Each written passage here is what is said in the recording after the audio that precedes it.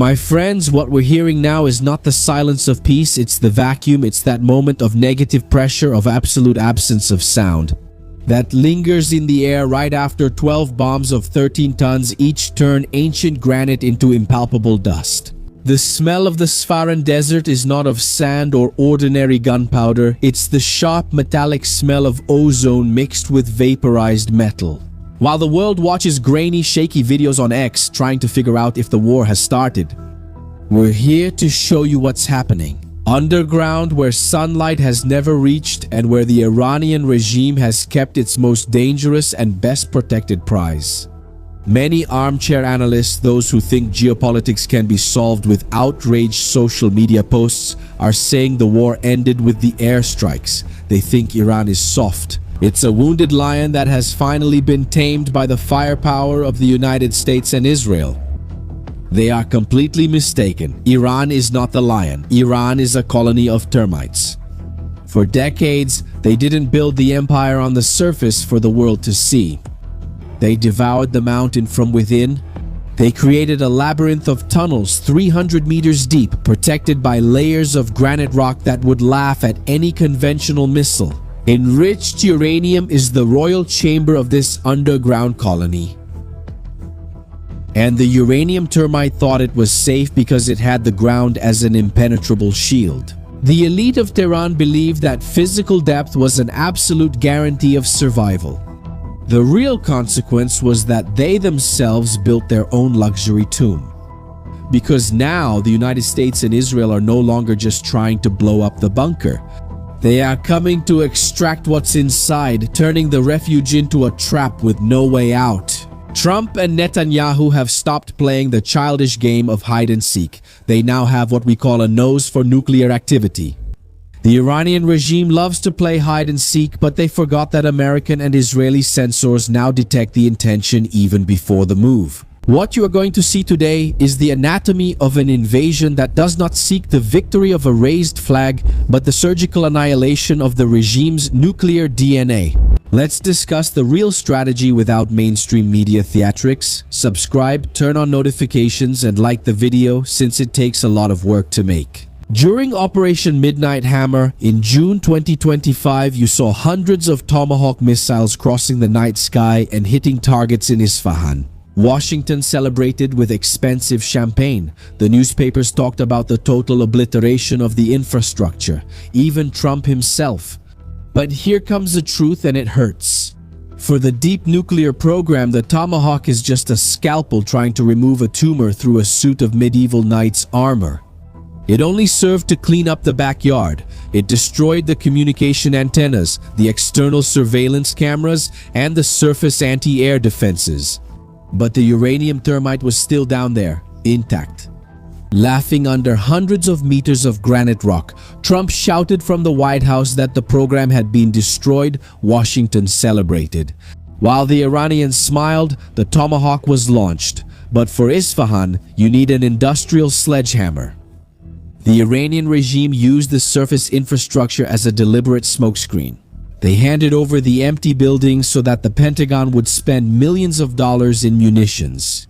Meanwhile, the real uranium enrichment activity was happening on the second level. Satellite images revealed by Le Monde show something disturbing. 18 containers leaving Isfahan the day before the 2025 attacks. The uranium was moved to tunnels that the Tomahawks couldn't reach. The negotiating table is now just fuel for the fire they started themselves. The massive use of cruise missiles on the surface created a false sense of security in the Iranian command, who believed that the American attack had reached its peak. In fact, it was just the groundwork for the real monster, the GBU-57. We're talking about a sledgehammer weighing over 13 tons. It doesn't explode upon hitting the ground. It pierces through granite like a hot needle through butter. It's 13 tons of hardened steel and explosives traveling at supersonic speeds. Down there, the sound doesn't arrive first. What arrives is the shockwave that turns oxygen into fire and the concrete ceiling into choking dust. The GBU-57 ignores the mountain. The soil of Isfahan is no shield for it. It's just a delay of milliseconds. It explodes inside, turning the bunker into a sealed pressure cooker. But understand one thing, bombs can destroy, but they don't recover uranium or capture secrets. And this is where the tension escalates to the level of a human meat grinder. What happened recently proves that the sheriff isn't playing around anymore. Remember the rescue of the F-15E officer carried out on Iranian soil? Delta Force and the SEALs didn't just carry out a rescue operation. They overran a force of 200 Iranian soldiers who tried to intercept the extraction. The Iranians trained for guerrilla warfare ended the day, as we say in intelligence jargon, with their pants down. This proved the absolute tactical superiority of close combat. Storming tunnels is not an action movie. It's an industrial elimination process. Imagine fighting in a confined environment, under hundreds of meters of rock, in corridors where the air is heavy and the heat is unbearable. Delta Force uses 4th generation night vision, which turns absolute darkness into clear daylight, while the Iranian defenders rely on electro-optical systems. Those cameras that Iran pretends aren't weapons, but the Pentagon has already learned to blind them with electronic pulses. Delta Force doesn't clear rooms. They dominate every angle. They don't come in making noise. They appear like ghosts through the SOR, the Night Stalkers, who land on the roof of hell with surgical precision. The tactical superiority proven in the rescue of the officer on Iranian soil sends a direct message to the Revolutionary Guard. Their elite defenses are useless against a force that operates in an information vacuum and eliminates threats before they are even detected. The Iranian regime lost its navy in Operation Epic Fury, where 161 vessels were destroyed in 38 days. Now they're losing control of their tunnels. It's easy to destroy a building above, but killing the termite in the foundation is a lethal process when you have the right poison and the courage to enter the nest. And then comes the inevitable question, why should you care about rare minerals while the Isfahan desert burns? Because of tungsten. Without tungsten, your F-35 is just an expensive luxury glider. Without tungsten, the depleted uranium armor and the armor-piercing cores of American bombs lose their steel heads. And this is where the trick lies. Who controls most of the tungsten on the plateau? China does, my friends. Beijing's neutrality in this war is like the neutrality of an arms dealer at a funeral.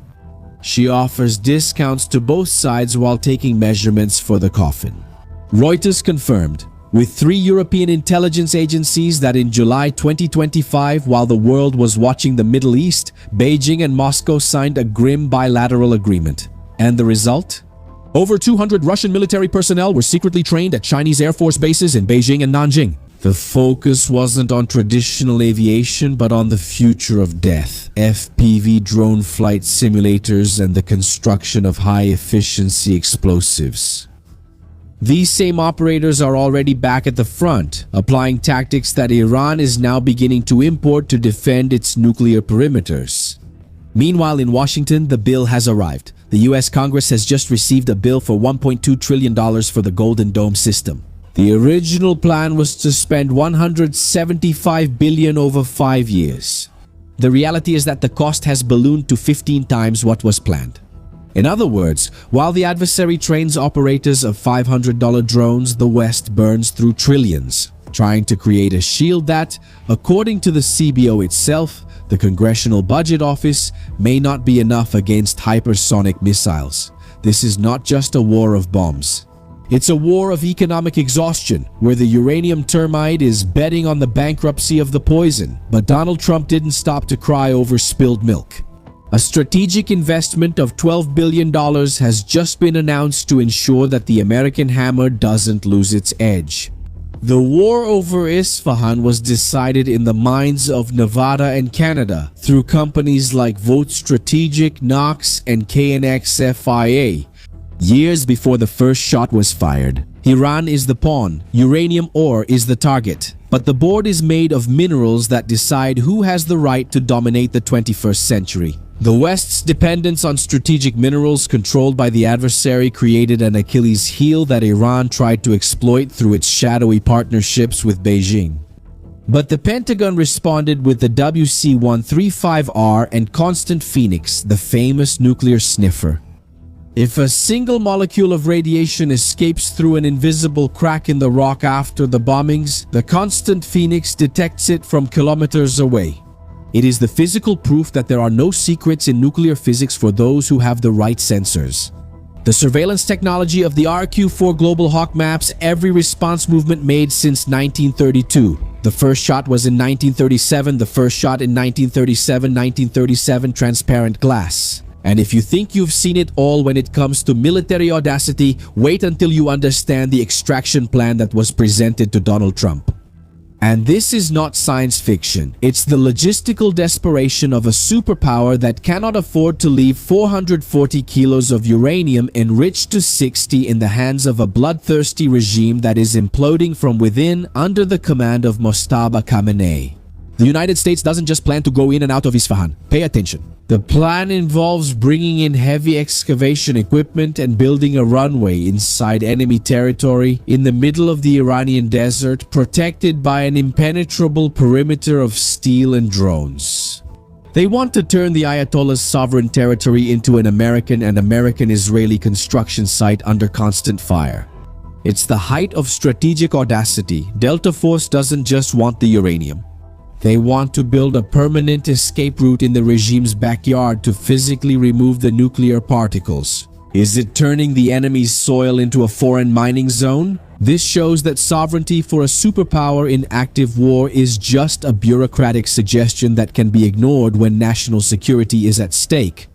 The uranium copen is seeing its royal chamber being forcibly opened and turned into a loading ramp for American cargo planes and Israeli helicopters. But for this physical extraction plan to work, the United States is moving a chess piece that rarely leaves the board, the WC-135R.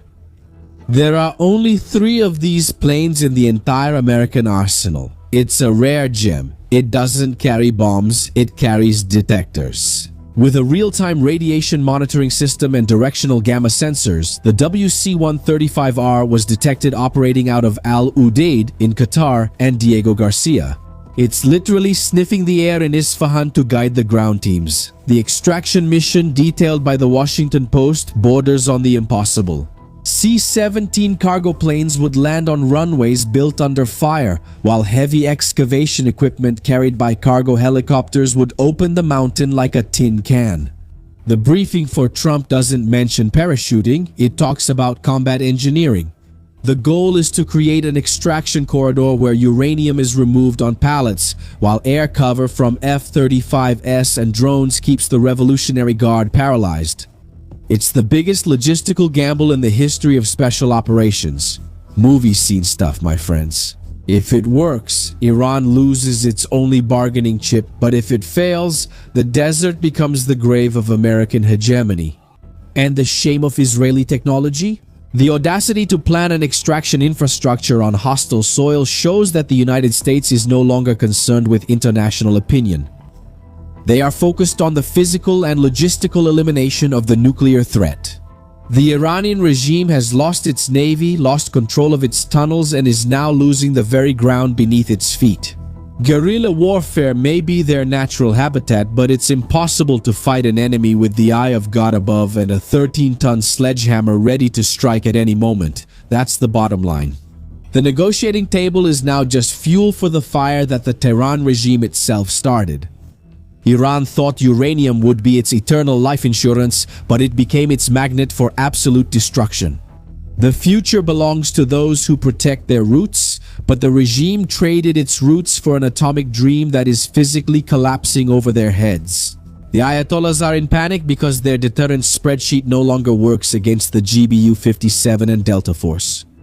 The uranium termite has felt the poison, and the poison bears the mark of Israeli and Israeli-American technology. The regime is fragmented. Public executions and mass arrests for espionage won't stop the sheer force of the GBU-57 or the precision of Delta Force. Now comment here, termite or poison. I want to know if you've already realized that the game has changed or if you still believe in the silence on the surface. Do you think Trump will leave Iran alone? Do you think Israel will let this story go? If you want to understand the gears that move power without the spin of traditional media, come to our Bunker de Inteligencia. There we decode real geopolitics free from censorship, whining, and political correctness. The link is in the description, in the first pinned comment, and in the QR code that appears on your screen. Yes, my friends, free from censorship by decree, we are on rented ground. Want to learn more? Want to go deeper? Do you want to read the map before the herd? Come to our platform, and we've created our own channel for shows and movies with great recommendations for you to enjoy with your family. Without the woke culture, without the annoyance of political correctness, with real-time tips on the best new releases of the month and week. And in the last few days, we've been recommending series that are specifically about this conflict between Iran, the United States, and Israel. And a tough news series also premiered on TV that all of you are going to like. I'm leaving the recommendations here in the card, in the link in the description, and in the pinned comment. Come join our TV and movie channel. Now, my friend, this takes a lot of work to make. Subscribe to the channel, turn on the notification bell, leave a like on the video, and share it. Every day you comment that you like our work, that you enjoy it, that you enjoy the information. So now it's time for you to help expand our community. Shield your mind. I'm Shimon Oliveira, and I'll see you in the next video. See you then.